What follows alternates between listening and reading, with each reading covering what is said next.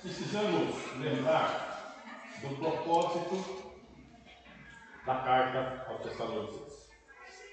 A carta que Paulo endereçou aos Tessalonicenses tinha por propósito encorajar o povo a perseverar na conduta cristã. Notem a importância do encorajamento para que eles tivessem perseverança na conduta cristã. É de suma importância para o bem-estar, para a saúde do corpo de Cristo, a conduta cristã, de acordo com a vontade de Deus. E esta é a razão da carta ter sido escrita, para que eles mantivessem essa conduta em meio às tribulações, muitas que eles estavam passando, e que não perdessem de vista o estar com Cristo, o relacionamento. Que acabamos cantando esse hino, estarmos na presença dele. Essa é a razão de ser, esse é o propósito da carta. Então, quando nós estamos estudando essa carta, nós temos que estar olhando como esse propósito está atingindo as nossas vidas. Muito bem. Paulo estava preocupado, e essa preocupação é expressa na sua alegria pelo progresso que os irmãos estavam tendo, e queria ajudá-los a superar as suas deficiências espirituais. Ele elogia várias coisas, ele fala da firmeza da fé deles, mas ele também fala de deficiências espirituais. Se nós formos olhar o corpo de Cristo, a igreja, as nossas vidas, sempre existirá deficiência. Por quê? Porque a fé é progressiva. Eu tenho que estar mais firme hoje que ontem. Eu tenho que estar mais crente hoje que ontem. Eu preciso estar numa postura de maturidade maior amanhã do que hoje. Então o hoje sempre tem deficiências, porque sempre é possível melhorar. E o alvo tem que ser sempre esse. A hora que a nossa fé não tiver o desejo de melhorar, já não está mais em fé. Porque a fé é progressiva. Ela não é passiva. Ela não é parada. Ela é dinâmica. Então, precisamos sempre ter essa perspectiva do crescimento. Os sentimentos de Paulo para com os irmãos vai estar bem resumido no texto que nós vamos abordar hoje, aonde o texto está mostrando a oração de Paulo pelos irmãos da Tessalônica. E essa oração ela tem que repercutir e nos atingir em nossas necessidades diárias aqui. Vimos que Paulo estava desejoso e buscando a vindicação. Capítulo 2, capítulo 3. Vindicação. O capítulo 1 falou do quê? De consagração. Estamos no capítulo 3. O capítulo 3 está falando do quê? De vindicação. Vindicação é que Paulo está reclamando a recuperação do seu ministério. O ministério está sendo atacado, perseguido, os irmãos estão atribulados, e ele está levantando um clamor ao Senhor, a justiça divina, para que julgue as ações humanas contrárias. Então ele está levantando um clamor que Deus os guarde. Vindicação. Ontem tivemos reunião de oração, foi muito boa. Levantamos esse clamor de vindicação por esse ministério. Então, precisamos estar alinhados com a vontade do Senhor e que Ele espera de nós.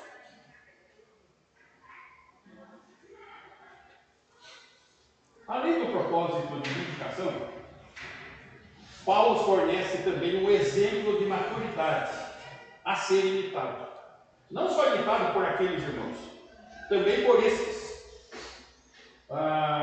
Capítulo 1, versículo 6, por favor. Capítulo 1, versículo 6, 1 Tessalonicenses. Com efeito, vos tornastes imitadores nossos e do Senhor. Nossa, imitador de Paulo e do Senhor.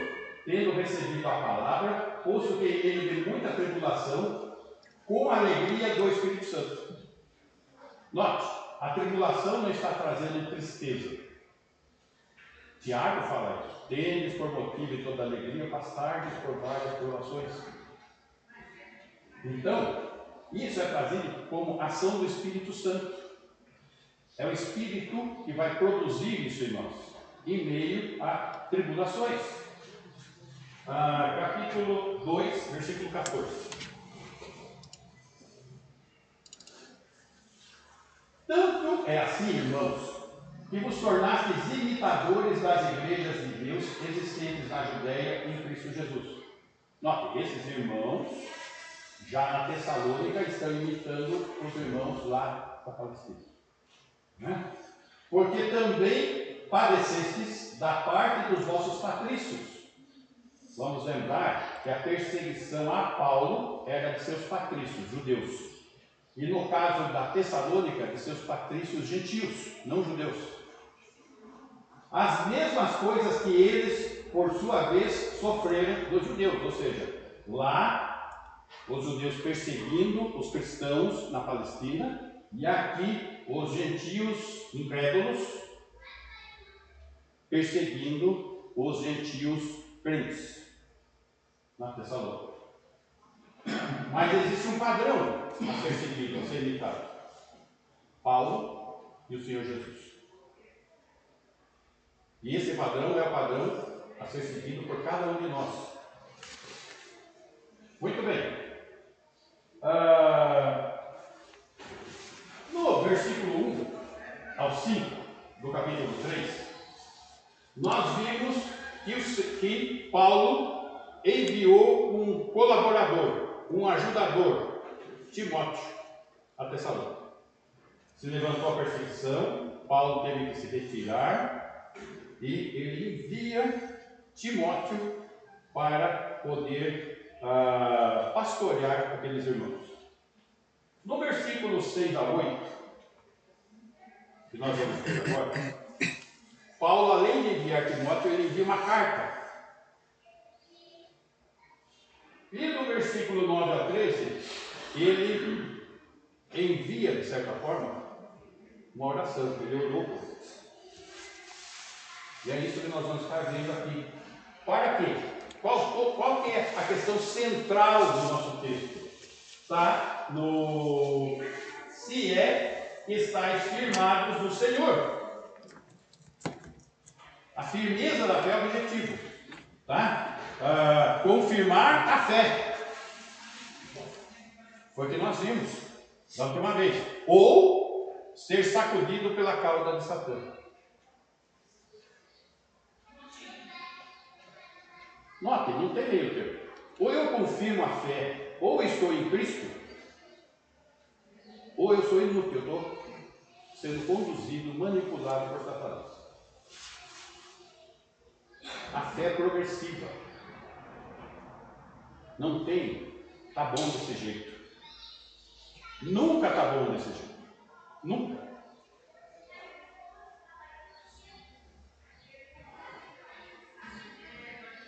Então, vamos ver o versículo 6 a 8, onde trabalha a questão do envio da carta. Capítulo 3, versículo 6. Agora, porém, com o regresso de Timóteo, lembra que Timóteo foi enviado? Agora Timóteo está voltando, vindo do vosso meio, trazendo-nos boas notícias da vossa fé e do vosso amor. Então, confirmou a fé. As notícias de Timóteo são aquilo que está trazendo alegria para Paulo. E ainda de que sempre guardais grata lembrança de nós, desejando muito ver-nos, como aliás também nós a vós outros. Notem que o desejo deles é receber Paulo de volta. E o desejo de Paulo é estar com eles. Isso fez parte da oração de Paulo. Fez parte da oração da igreja. Nós desejamos que Paulo esteja aqui conosco. E Paulo orando, eu desejo estar com vocês. Só que aqui tem uma questão, irmãos, que nós temos que entender e aprender. Paulo nunca mais esteve lá. A oração teve uma resposta. Não é que ela não foi respondida, ela teve uma resposta. Não. Não também é resposta. E nós estamos numa época onde os nossos filhos, os nossos jovens, não estão acostumados a ouvir não. E não também é resposta. Só que muitos que se dizem crentes querem dar ordem para Jesus. Eu te ordeno, eu determino. Nem mesmo o apóstolo Paulo teve o pedido dele respondido da maneira que ele queria. Teve um não. Então nós devemos estar prontos para receber o não de coração. É desejo do Senhor ou não também? Porque Ele não é nosso funcionário, nosso empregado, nem nosso servo. Ele é o Senhor soberano. Nós é que somos os servos.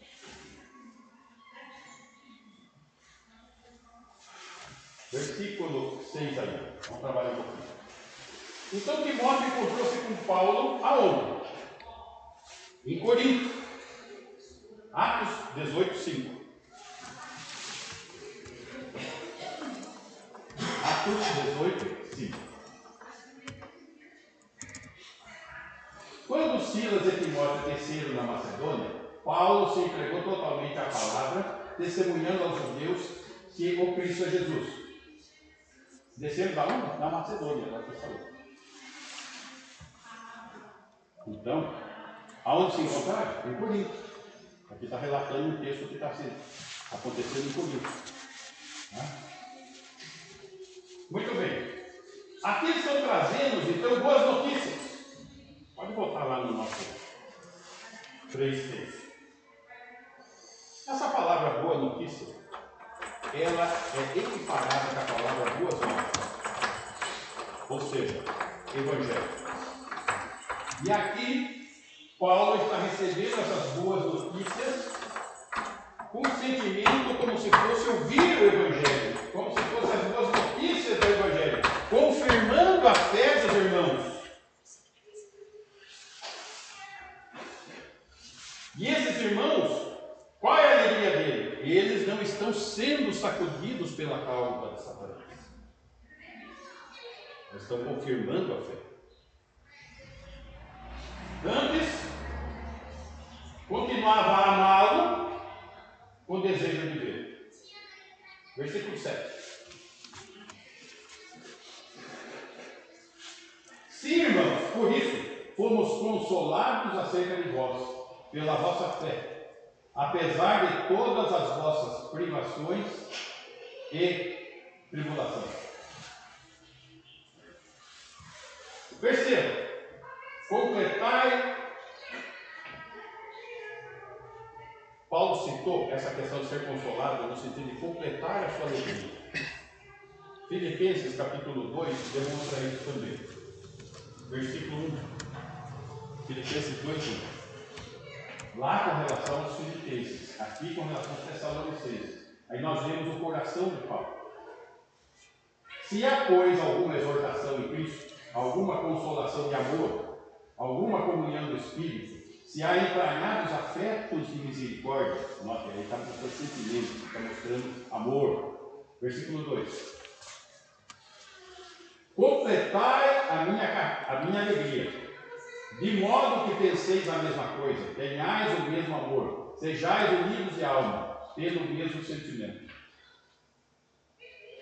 Ele se pondo como um exemplo a ser imitado. E esse é o exemplo a ser imitado. Penseis a mesma coisa, tenhais o mesmo amor, sejais unidos de alma, tendo o mesmo sentimento. Esse é o alvo para a unidade do corpo de Cristo da nossa igreja local. Para a minha vida, para a sua vida. Essa unidade.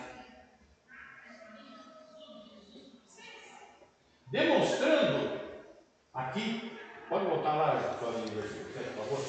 Demonstrando aqui o coração pastoral de Paulo. Vamos lembrar que ele estava orfanado, porque ele se sentia como pai e mãe daquele povo. Ele estava enlutado pela ausência dos irmãos, como se tivesse havido um luto, a ausência deles, a ponto de sofrer privações e tribulações. Em favor de Deus. Versículo 8. Porque agora vivemos, se é que estáis firmados no Senhor. As boas notícias da saúde espiritual dos irmãos da Tessalônica, os filhos espirituais de Paulo, filhos da fé, revigoram o apóstolo. Pois todo aquele suspense de falta de notícia, da distância, havia sido para ele como se fosse uma morte em vida para ele. É disso que ele está se referindo. A boa notícia, eu estava me sentindo morto, agora estou me sentindo vivo. Se é que estáis firmados no Senhor. Essa alegria, esse sentimento está ligado ao quê? Se é que estáis firmados no Senhor.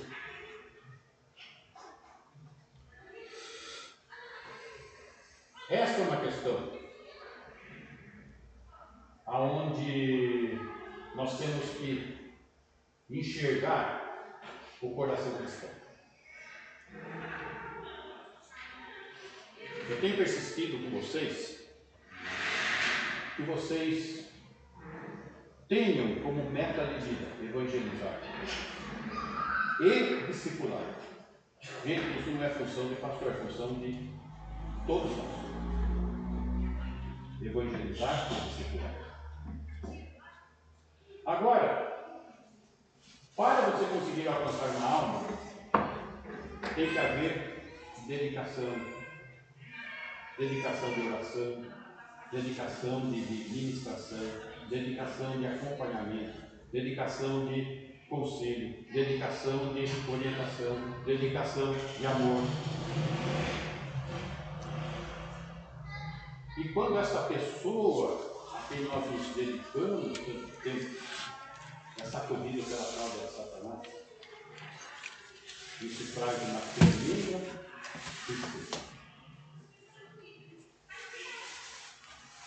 E quando a fé confirmada traz uma grande alegria. Muitas vezes essa tristeza não chega porque não houve uma ação.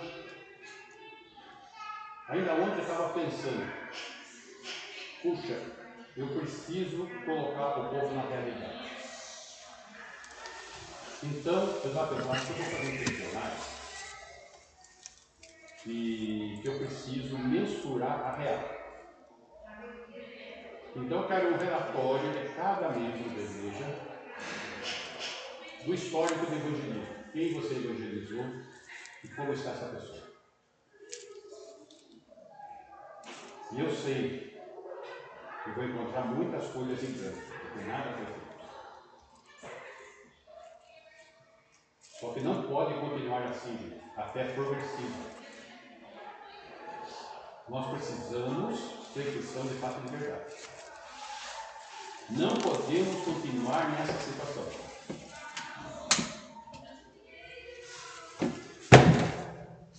Isso traz alegria. Traz alegria, Reinaldo. Você não estava compartilhando comigo agora mesmo, né? Se você foi falar de Jesus com uma pessoa ontem? Sim. Isso. Estava.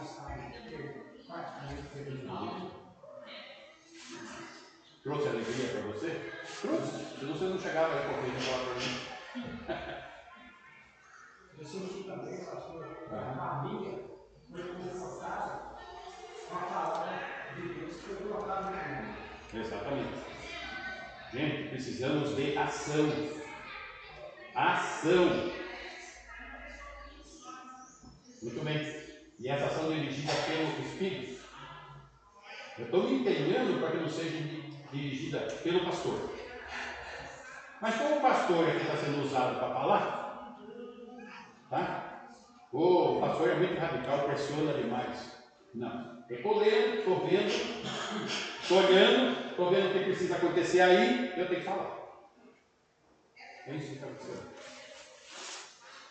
Se é que estáis firmados no Senhor. Agora, a fé, qual é a origem da fé? Vem pelo ouvir da palavra. E a firmeza pela convicção doutrinária da Escritura. E nós estamos numa época onde a prática das igrejas é não ter convicção doutrinária. É uma miscelânea. E na maior parte das práticas e confissões de fé, não tem base na Bíblia. Ou seja, uma fé espúria. E não está produzindo louvor para a glória do nosso Senhor.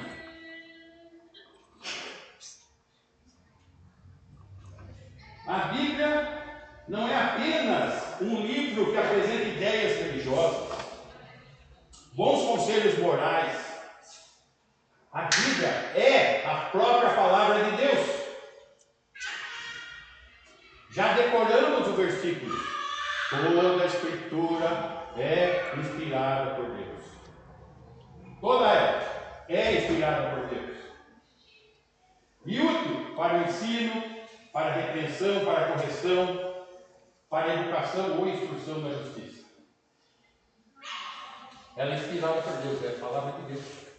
E tem utilidade. Põe lá para nós, 2 Timóteo 3,16.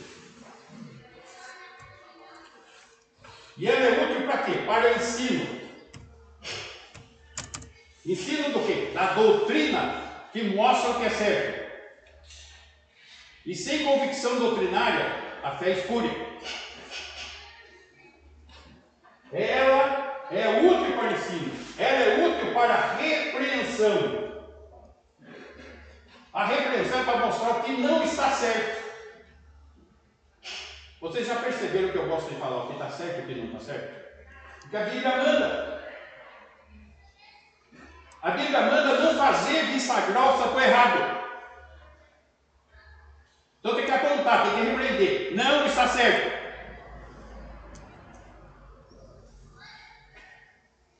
É útil para a correção.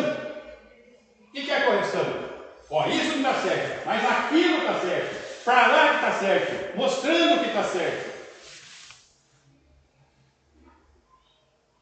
E útil para instrução. O que é instruir? O que é ensinar? Aqui é o caminho certo, meus irmãos. Vamos por aqui. Para que o homem de Deus seja perfeito e perfeitamente habilitado para toda boa obra. Tem que estar tudo isso nos conformes.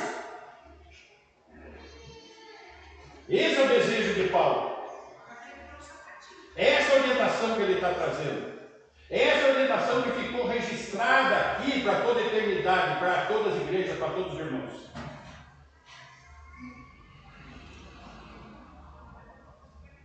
Sem doutrinas bíblicas não há convicções. E sem convicções não há estabilidade espiritual. Daí a razão do Senhor instruir a igreja. E assim que ele venceu a morte e subiu aos céus, ele distribuiu dons aos homens. Para que esses dons sejam exercitados desenvolvidos.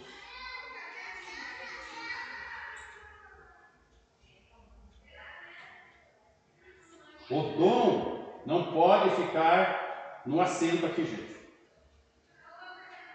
O dom não pode ficar aí dentro do seu coração quietinho.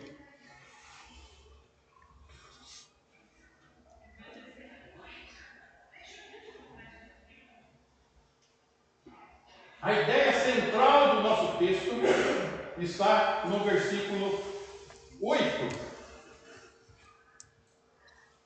Se é que estáis firmados no Senhor. Essa é a ideia central da mensagem.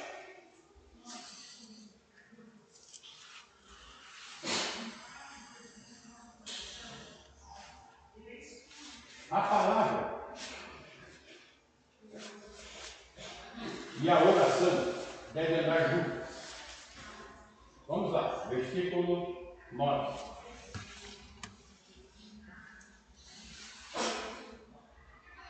Pois que ações de graças podemos tributar a Deus no tocante a vós outros, por toda a alegria com que nos regozijamos por vossa causa, diante do nosso Deus. 10.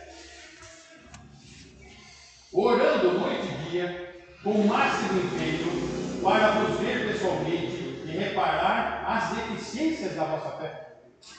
Existem deficiências. Mas só que essas deficiências têm que ser regadas com oração e palavra.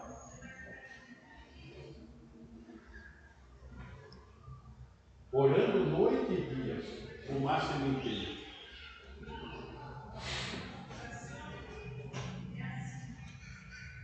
Não estou pedindo para os irmãos orarem noite e dia com o máximo empenho. Eu tenho pedido simplesmente oração. Houve um relógio de oração, houve uma reunião de oração ontem. Oração. Temos que começar. Temos que desenvolver. E não é qualquer desenvolvimento. Noite e dia, com o máximo empenho.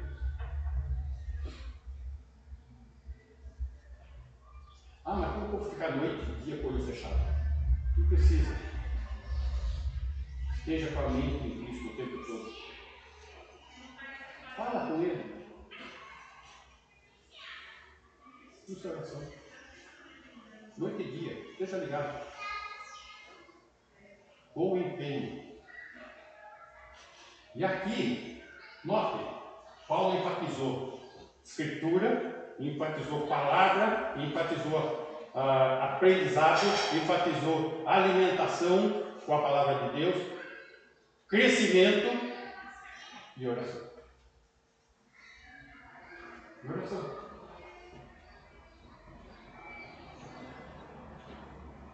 A palavra e a oração caminham juntas. Atos 6:4. Nós vamos ver Pedro aí. Vamos ver o que Pedro falou. Atos 6:4. Enquanto a nós, nos consagraremos à oração e ao ministério da palavra. Nós quem? Os apóstolos. O que os apóstolos estavam fazer? Consagrar em oração e palavra. As duas coisas caminham juntas, estão juntas. E Paulo? Atos 20, 32. Será que isso aí é só expressão de licença? Não? Ora, pois, encomendo-vos ao Senhor e a palavra da sua graça, que tem poder para vos edificar e dar herança entre todos os que são santificados. Encomendo-vos o quê? Em oração. O que mais? E a palavra. Porque precisam ser o quê? Edificados, crescer no conhecimento do Senhor. E dar herança entre todos os que são santificados. Que herança que ele está falando aqui? Aquela. Cantamos, não haverá mais noite assim. Mas há um lugar para nós. Aonde o que nós produzirmos aqui é que vai refletir na eternidade lá. Para os que são santificados, não os que ficam à mercê da cauda de Satanás.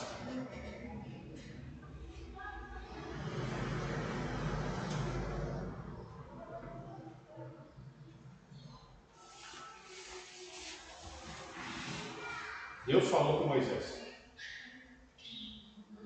Moisés era o líder do povo. E o que aconteceu quando a irmã dele começou a se rebelar com a direção do ministério dele do povo?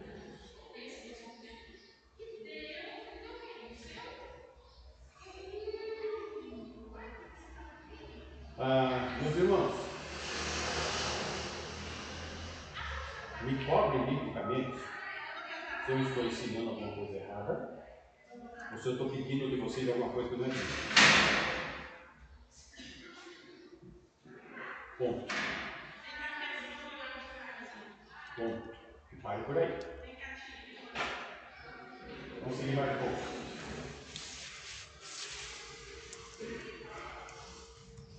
Versículo 10. No versículo 10, nós vemos do 10 ao 13, que Paulo faz 3 pedidos em sua oração. Ele está orando. Orando noite e dia, com o máximo empenho, para nos ver pessoalmente e reparar as deficiências da nossa fé. Ele quer uma fé amadurecida, ele não quer uma fé com deficiência. E aqui tem 2 pedidos. Que ele queria vê-los pessoalmente, e Deus respondeu não. E que ele desejava reparar a deficiência da fé deles. O termo reparar tem o sentido de ajustar, equipar, prover. A nossa fé, ela nunca atinge a perfeição. Nunca. Precisa sempre ser ajustada e aumentada. A ideia é de consertar rede de pesca. Qual que era a profissão de vários apóstolos? Pescador. Para pescar, joga a rede. Aí se a rede der fundo, o peixe foge. Então a ideia é exatamente essa: reparar a rede. E essa é a ideia. Aonde reparar tem o sentido que digamos viver de fé em fé, como está lá em Romanos. A fé, se ela não for provada, ela não é digna de confiança. Tem que ter prova. E provação nas nossas vidas é uma certeza do nosso crescimento. Porque a fé não provada não tem como confiar nela.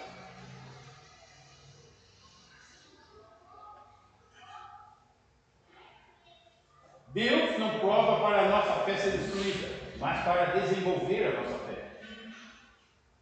Paulo, ele orou para os cristãos aflitos, aqui no versículo 10. Ele deseja que eles cresçam na fé. E Deus respondeu sim. Respondeu a oração de Paulo. 2 Tessalonicenses, capítulo 1, versículo 3. Segunda 1:3. Irmãos, cumpre-nos dar sempre graças a Deus no tocante a vós outros, como é justo, pois a vossa fé cresce sobremaneira. Opa, respondeu a oração de Paulo. A fé foi respondida a sua oração. Os irmãos cresceram sobremaneira. E o vosso mútuo amor, que é o outro pedido que nós vamos ver, de uns para com os outros, vai aumentando. Opa, vamos ver aí. Versículo, voltando lá, 1 Tessalonicenses, versículo 11.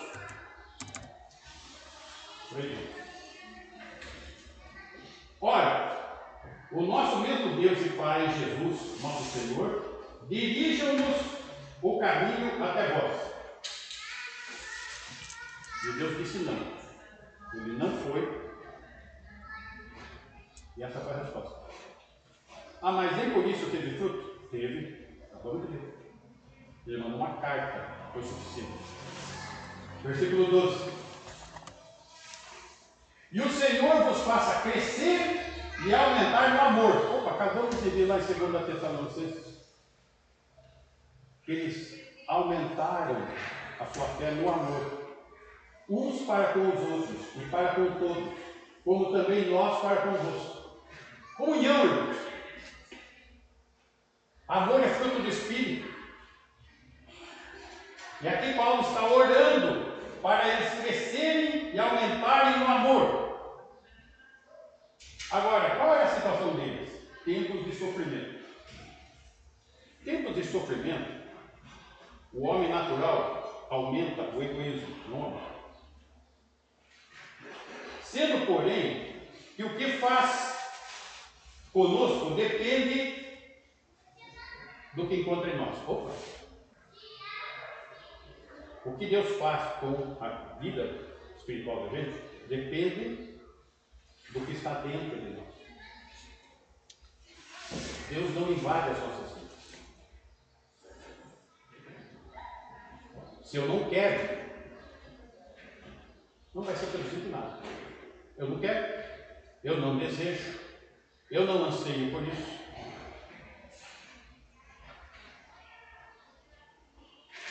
Uma coisa que eu tenho refletido bastante com a Maria é o seguinte: as coisas de Deus, aquilo que Ele deseja de nós, a igreja de Cristo, o estar presente no culto, o estar presente na oração, o estar empenhado em alcançar almas, tem sido um peso para as pessoas. Agora nós cantamos, não vai mais haver choro, nós vamos estar lá. Se nós não gostamos de estar em alguns momentos aqui, como que nós vamos gostar da eternidade lá? Se estar na igreja é um peso, então por que eu não desejo a eternidade lá? Se estar em momentos de consagração, de comunhão com Jesus aqui é peso, então por que a eternidade eu quero estar lá? Estão vendo a incoerência?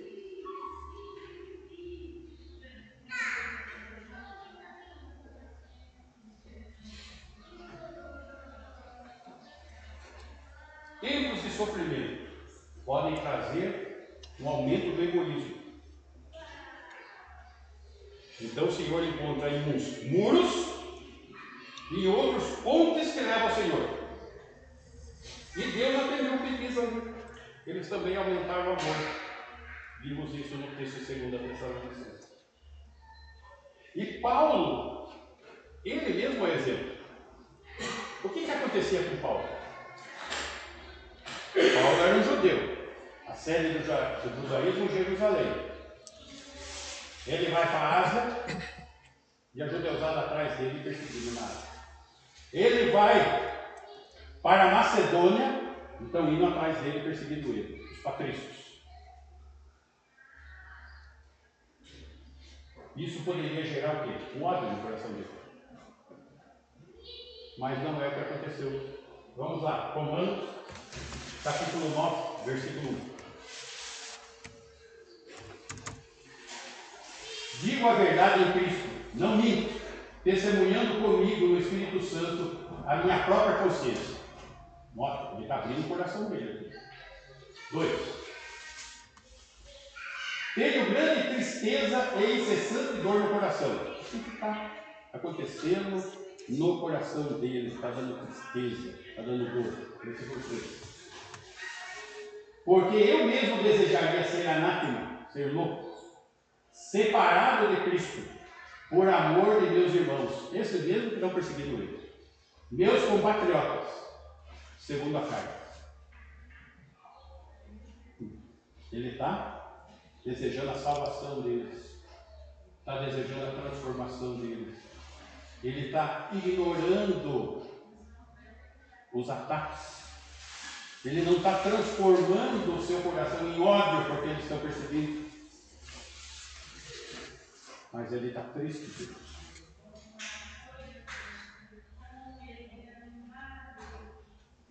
Por isso que o amor, no texto fala a todos. Bom trabalho, Cristo. Mas,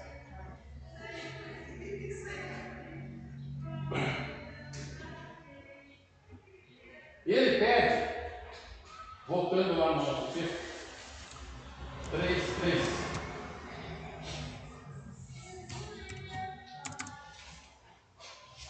A fim de que seja o vosso coração confirmado em santidade. Veja só, confirmado em fé, numa fé prática, uma vida de santidade, isento de culpa, na presença de nosso Deus e Pai. Veja só, o que ele está pedindo aqui? Aquilo que Deus pede. Todo mundo decora aquele versículo, que Deus nos escolheu antes da fundação do mundo, para sermos o quê? Santos, santidade, irrepreensíveis, dizendo de tudo. Esse é o propósito de nós sermos salvos. E Paulo aqui está orando por isso, que seja o vosso coração confirmado em santidade, confirmado em isenção de culpa, na presença de nosso Deus e Pai, onde? Quando? Na vinda de nosso Senhor Jesus com todos os seus santos. Você vai estar lá? Nessa vinda? E só vai estar lá nessa vinda com ele aqueles que foram arrebatados.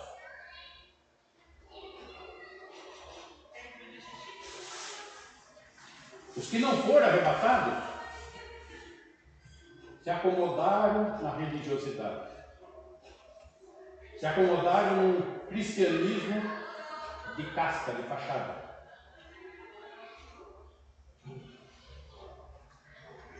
No cristianismo sem vida.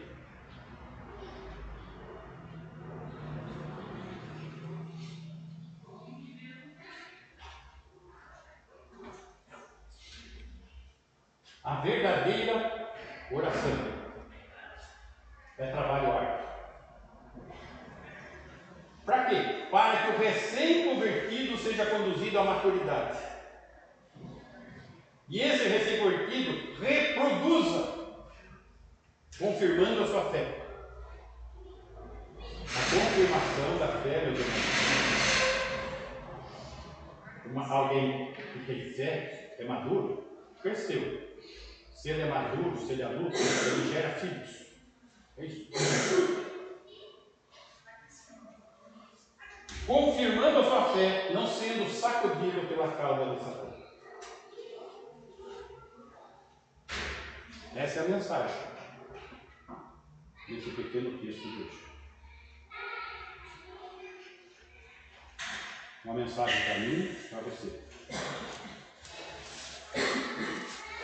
Com certeza, eu como pastor tenho muito a melhorar. Estou lutando. Estou tentando. Com certeza, os irmãos também têm. E todos temos. Nós precisamos estar unidos nessa direção, nesse sentimento, nessa dedicação. Essa é a vontade do Senhor. Que o Senhor nos ajude. Vamos ficar em pé, vamos orar?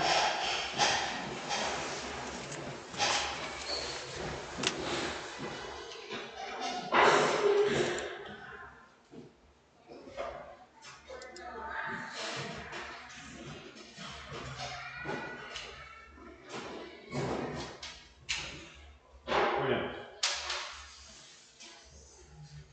Senhor, eu clamo que esse propósito de vida que o Senhor nos desafiou nesse dia seja aquele propósito que está implantado em nosso coração, que está ardente em nossa alma, e que todo o nosso vigor e dedicação possa reproduzir a sua vontade. Gratos pelo privilégio de te servir, exaltamos o teu nome pelo teu grande amor, e que possamos justificar e derramar o teu sangue sobre as nossas vidas, com ações dirigidas pelo teu Santo Espírito,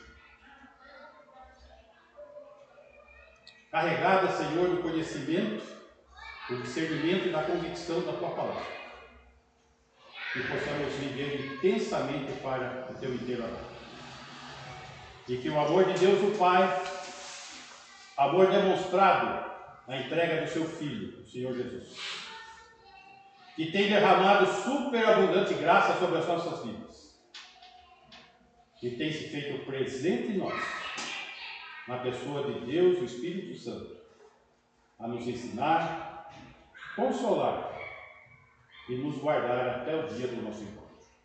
Que assim seja com a igreja, hoje e sempre. Amém.